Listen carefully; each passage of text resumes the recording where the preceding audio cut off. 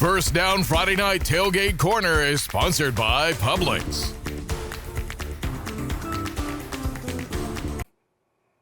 What's up, sports fans? Welcome to another edition of First Down Friday Night. We'll get to your scores, your highlights, and college previews in just a few moments. But first, we have to hook you up with the Tailgate Corner, which is brought to you by our lovely friends at Publix. Joining me this evening is a special guest. It's Emily Owen. She knows about weather, but she also knows about a good tailgate. You were telling me earlier, tailgate food is just as good as what's in the food? Oh, yeah. It's like in the top 5 of mine for sure. But personally, I would say tailgate food is right underneath Thanksgiving dinner for me. So I rank it pretty high, so I take it very seriously.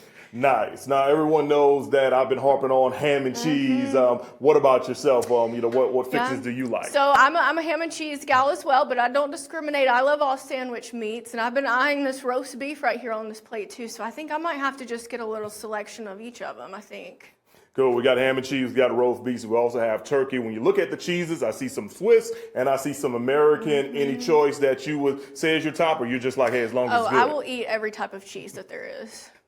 Nice. Now, of course, we just don't have sandwiches here on the Tailgate Corner. We also have some lovely treats. And I'm just going to skip past the chips because we've been talking about chips all week long and roll right over to the mini yo-yo platter. I'm talking about cookie, then a cream, then another cookie. Some are dipped in chocolate. We've got chocolate chips, we've got sprinkles, and Emily's looking over here so hard right now that I might have to kind of savage some of these for the rest of the news.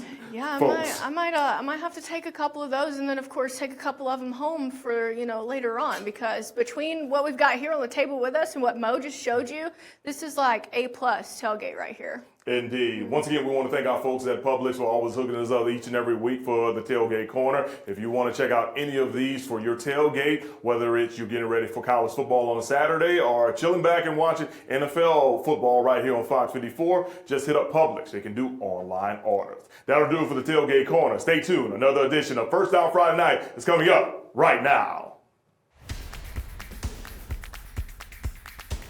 Fridays are for football. This is First Down Friday Night, sponsored by Regenesis, Bank Independent, and Publix. Now your hosts, Mo Carter and Nick Kuzma.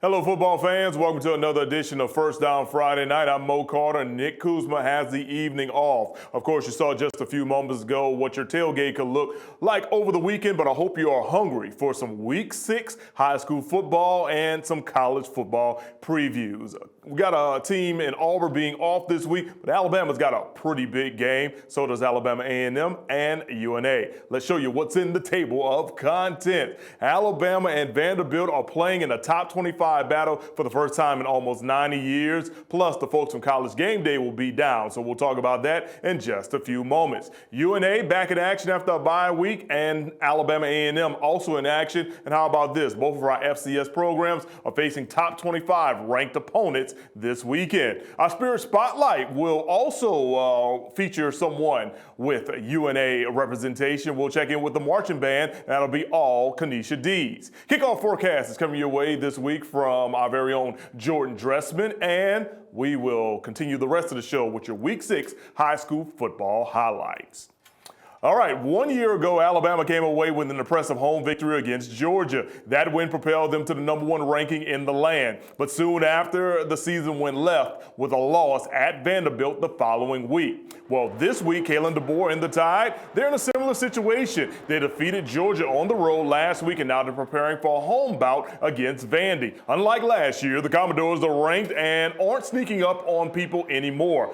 Vanderbilt is ranked 16th in the nation, and Saturday's game in T-Town will be the first top 25 battle between these two teams since the 1930s. We're talking about pre-World War II. Kalen DeBoer and Diego Pavia talked about the mindset rolling into Saturday's game. It's going to be a battle, and mentally, you got to be ready to respond. And so, we didn't handle success, however you want to put it, last year well. I mean, you can't argue that. I also think that they did a nice job executing in critical times and made plays. And so, no different this week, right? We and our success that we had on Saturday, none of it matters. None of it carries over. Tuscaloosa will be a good, fun time. I've never played there. I think a few of the guys have been there, but this is what you come to the SEC for, big games like this. So we'll be really excited to go down there and check them out.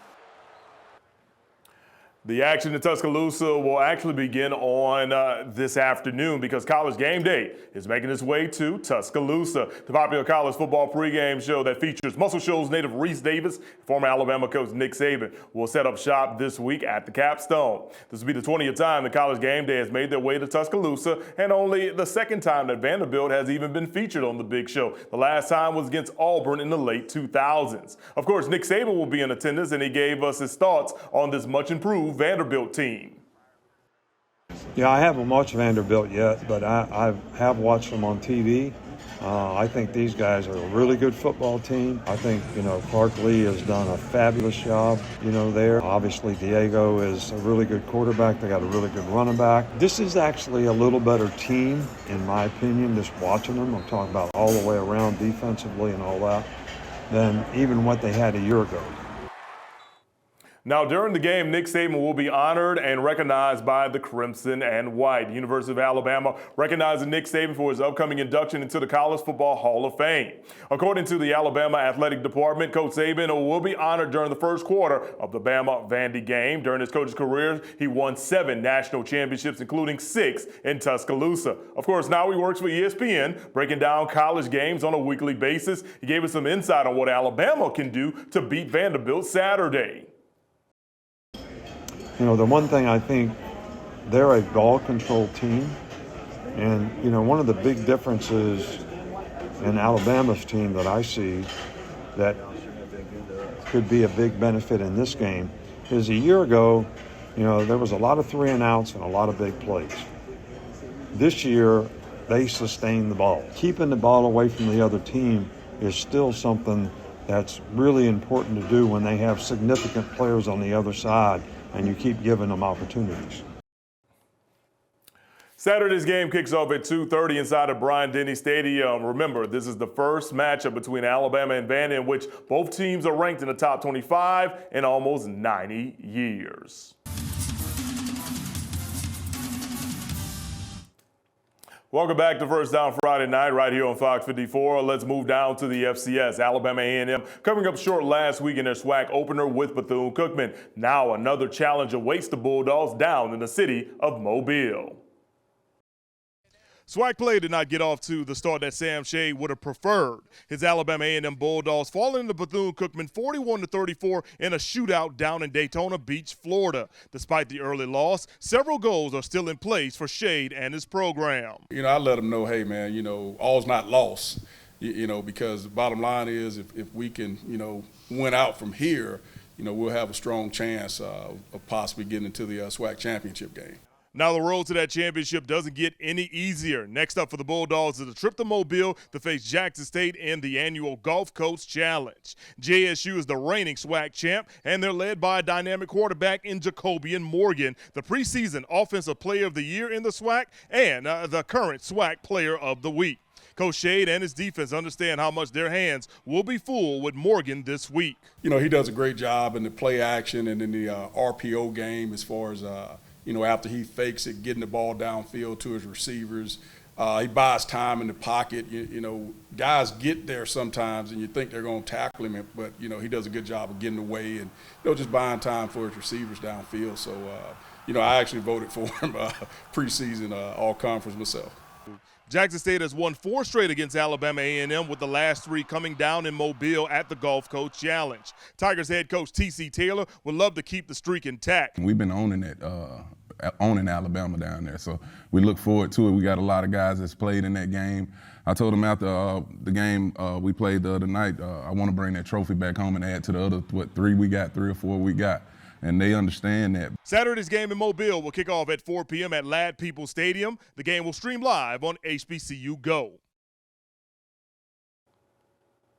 All right, the UNA Lions had an opportunity to take some time off and reset during their bye week. Now Brent Dearman and his company, they're gearing up for the most important run of their season. This week, the Lions begin conference play in the UAC, and right out the box, they get 23rd ranked Abilene Christian, one of the league favorites, to take it all. Now the Lions, they're not backing down for the challenge. You saw what happened just a few weeks ago against Illinois State. Coach Dearman actually feels that his team has the bigger advantage because they're coming off of a bye week. And another one that we really liked is putting the bye week before one of our top probably contenders in this conference with Abilene Christian, who won the league last year. So really helped us in 3 different ways. We got some guys healed up that were banged up a little bit. You know, your O-line and D-line are always hurting, to give them a little bit of a week off as well. I think we've got a great mindset going into this game, but we know it's going to be a tough game on the road against a solid opponent. The conference opener for UNA in the Lone Star State is set for 2 p.m. Saturday. Lion fans can stream the game by watching it on ESPN+.